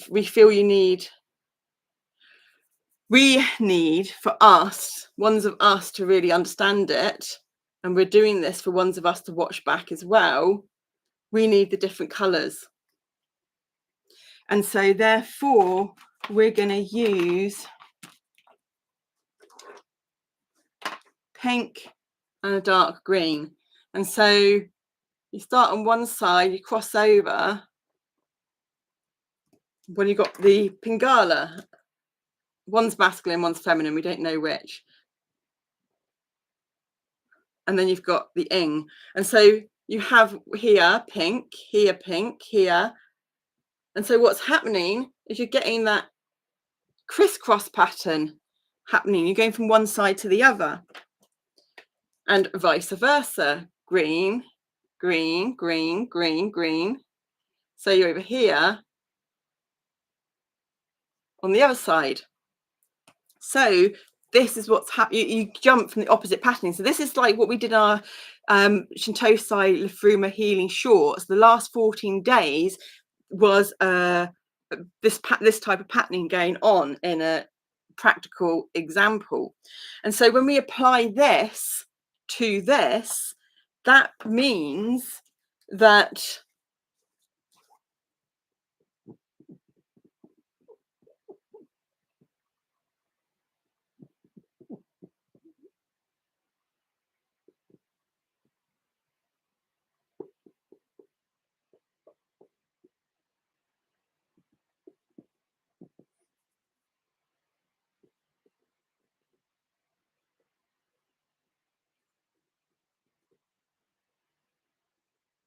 and there's something we watched on Gaia years ago. This is where like the Fibonacci and the Lucas sequence come into play. We've done some work with the Lucas sequence, and our Lucas sequence doesn't start how other people's Lucas sequence starts either, because people don't have their own depth of uniqueness. They tend to copy other things and then adapt it, rather than just going right into their own depths and finding out what works for them and then looking at others. And so that's why having your own experience and then finding material to either affirm or not affirm that we feel is important, because in that process one will find different bits from different types of systems and material that all come together to affirm. That's what we're finding anyway. So you've got your subcon, you've got your conscious, and you've got your super conscious, which is the outside. And when you bring all of this together, it follows this zigzag pattern. So the pre-conscious isn't on the side next to the conscious. The pre-conscious is next to the supercon. And so therefore the pre-supercon is next to the conscious, because you following that zigzag pattern. And so with the Fibonacci sequence, if we, let's say, start at 3, 3, 5, 8, what's happening is you're going 3, 8, 5, 13, 8, 21, 13, 34. And so you're doing this zigzag pattern. And that could be seen as kind of like 2 steps forward, 1 step back. And that's a very common phrase used by a lot of people. And so that very common phrase, 2 steps forward, 1 step back, feels like you're not getting anywhere, but you're always still going 1 step forward every time if you break it down. It's just because people don't like going back. They don't like feeling like they're regressing. They don't like feeling like they're a beginner again at something, because it challenges their ego. And for us, our ego is very different, because our ego got stunted at the age of 4 from many perspectives. Pretty much stunted at the age of 4, which is about empowerment, not power. It's about empowerment and play. It's about the age of Aquarius otter energies coming into action. And so leaving that there, so then we've got the pre-con next to the conscious, and the pre-SubCon in between the pre-con and the conscious. And so therefore, if we put the pattern in again, before we said that it was going to be the dark blue. We've actually got the blue there, so let's change that. The pre-subconscious is dark blue, but rather than being next to the subconscious, we've got the pre-subconscious here in this layer.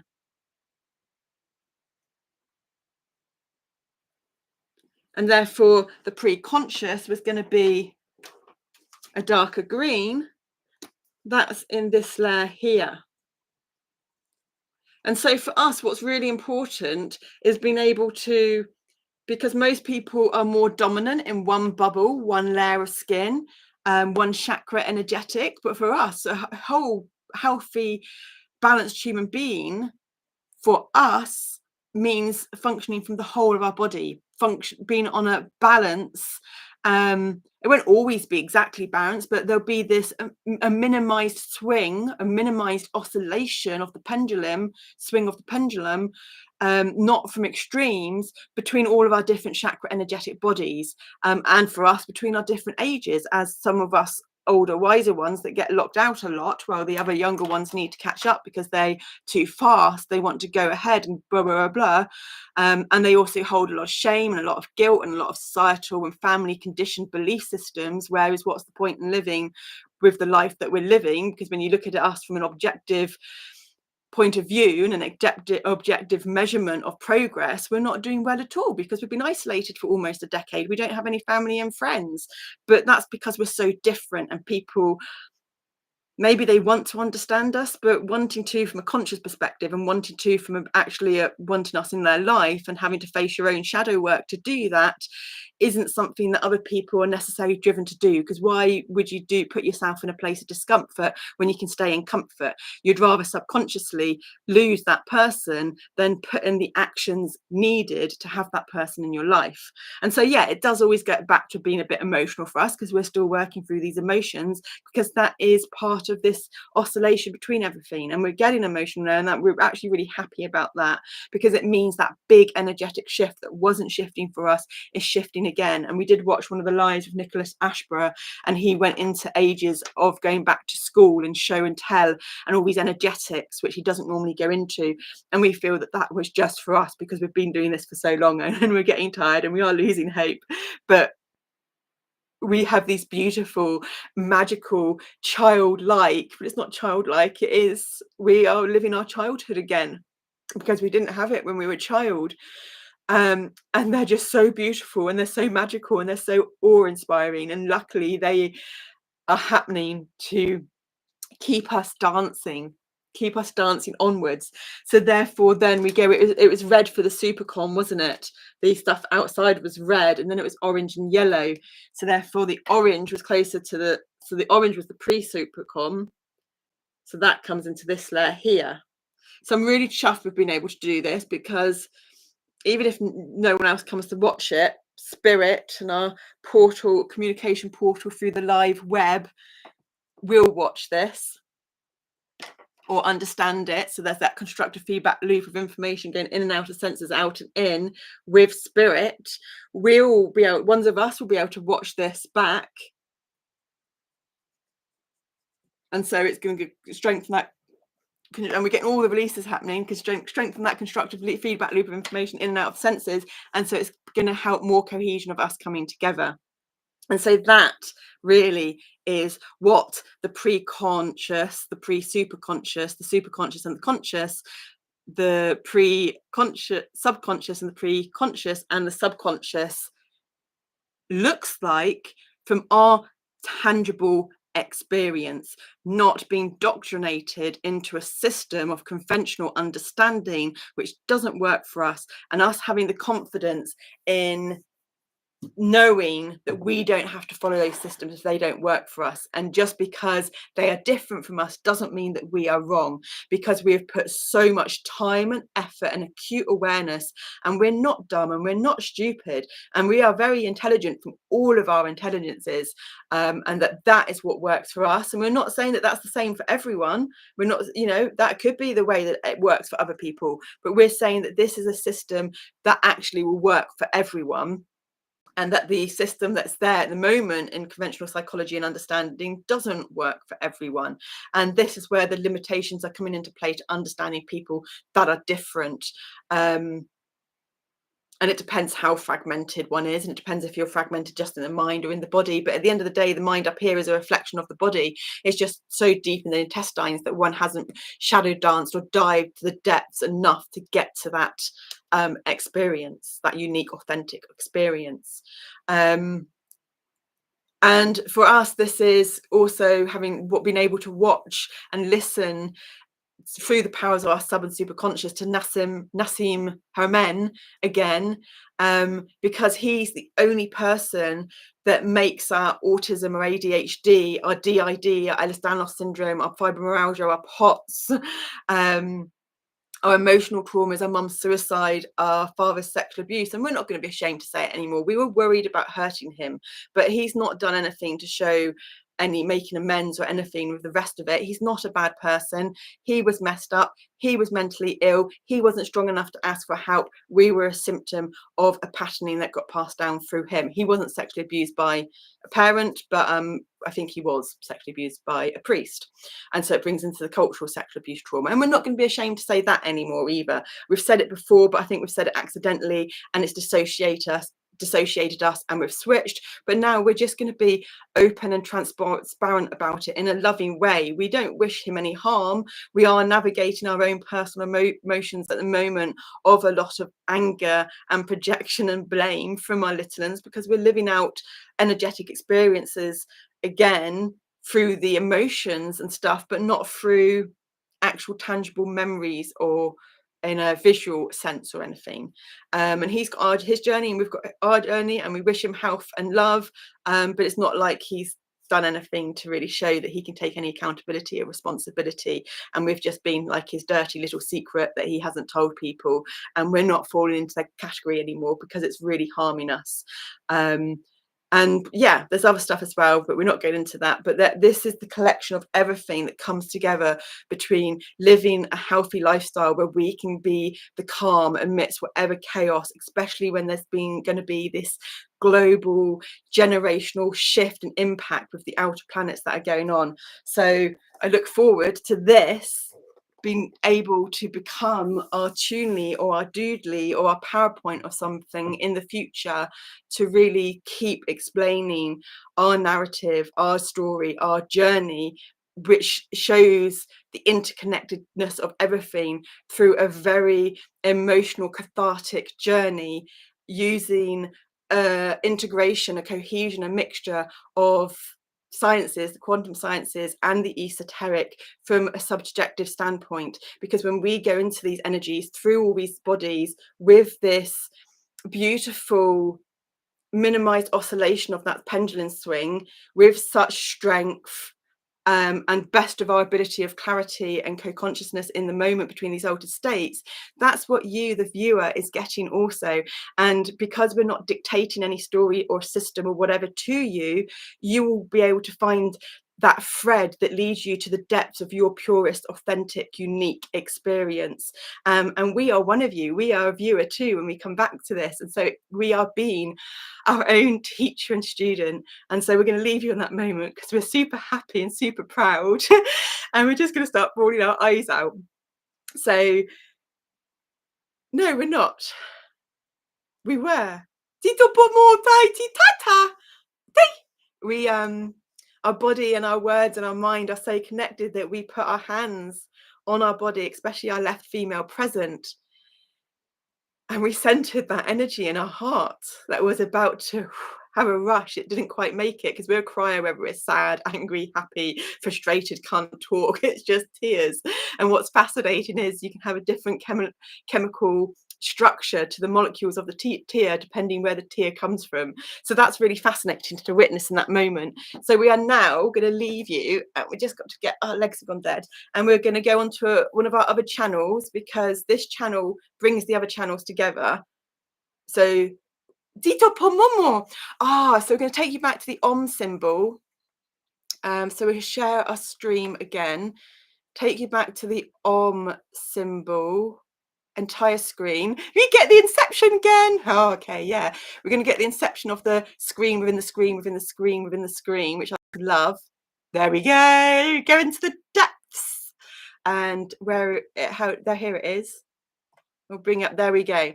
So again, here is the Om, the silence time that we talked about, this transcendent, The silence is the transcendence. In yoga, in corpse pose, that is the silent time after you've just put your body into lots of different patterns, lots of different shapes, lots of different postures, or in Sanskrit, lots of different asanas. And an asana is the third limb of yoga. The first limb of yoga is your yamas, your external moral conduct. The second limb of yoga is your internal moral conduct, your niyamas. The third limb of yoga is your asanas. And your fourth limb of yoga, which is the bridge. It's the tool to yoke, which is what yoga means, the union between body, mind, heart, the universal consciousness, is the breath, pranayama, rhythmic breath control. And then you've got pratyahara, which we always link to the devil card in the tarot, number 15, which is freedom from the desires of your senses.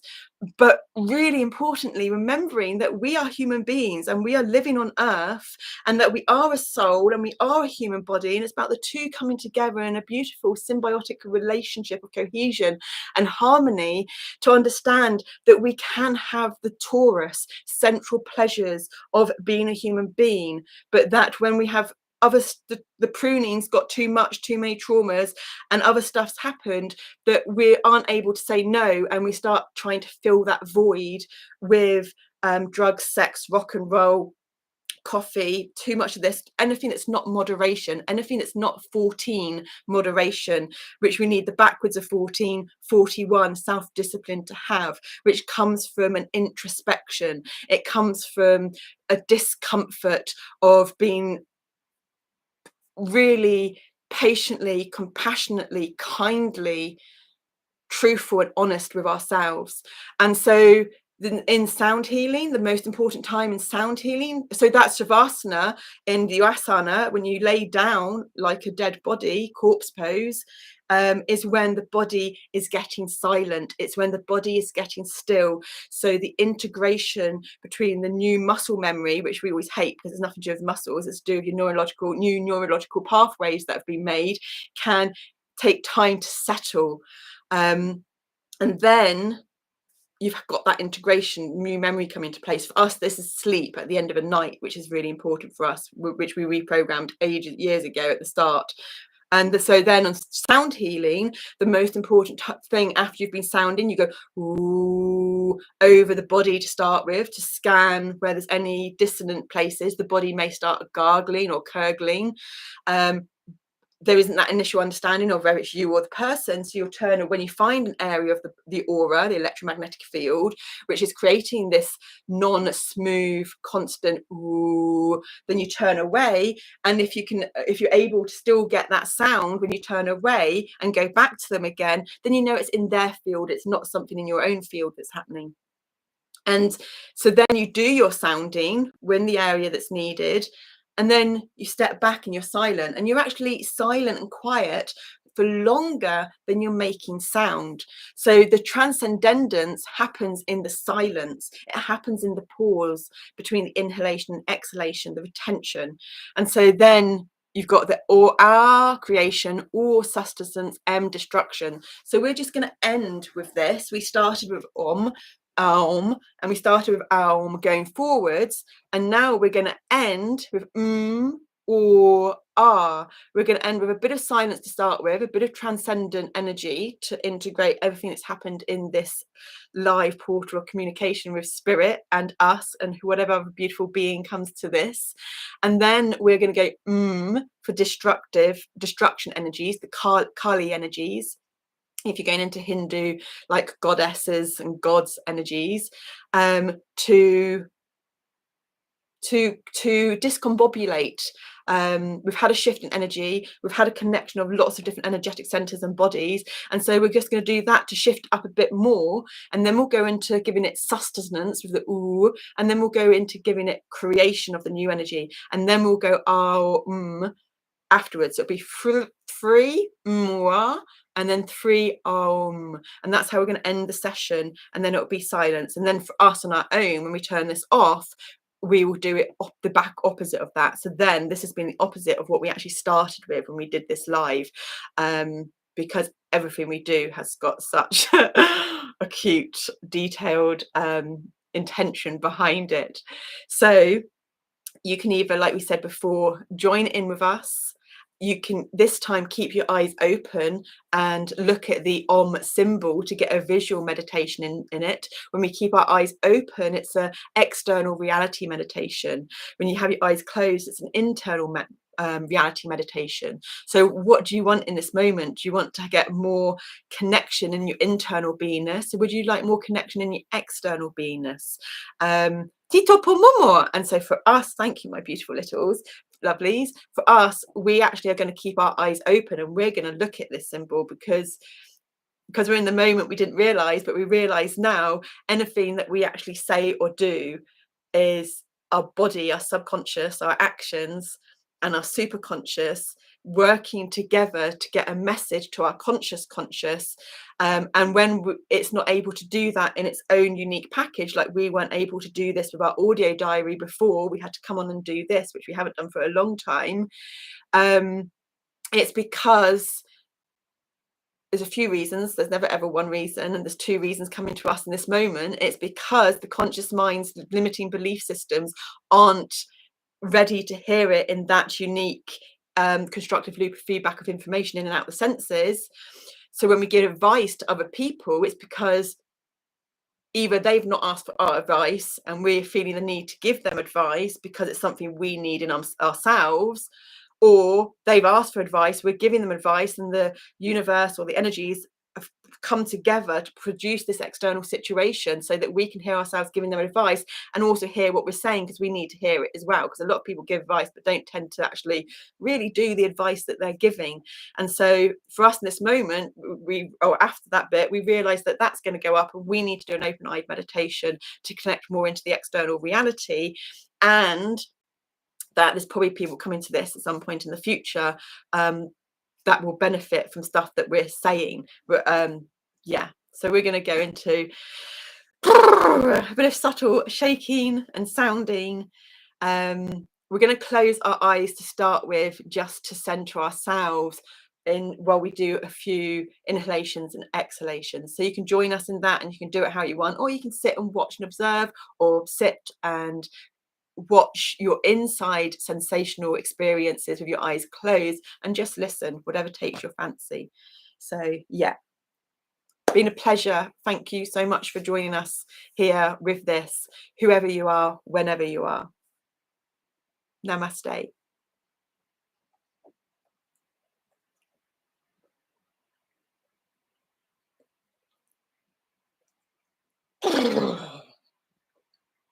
Might wish to do a bit of somatic body movement with the subtle shaking.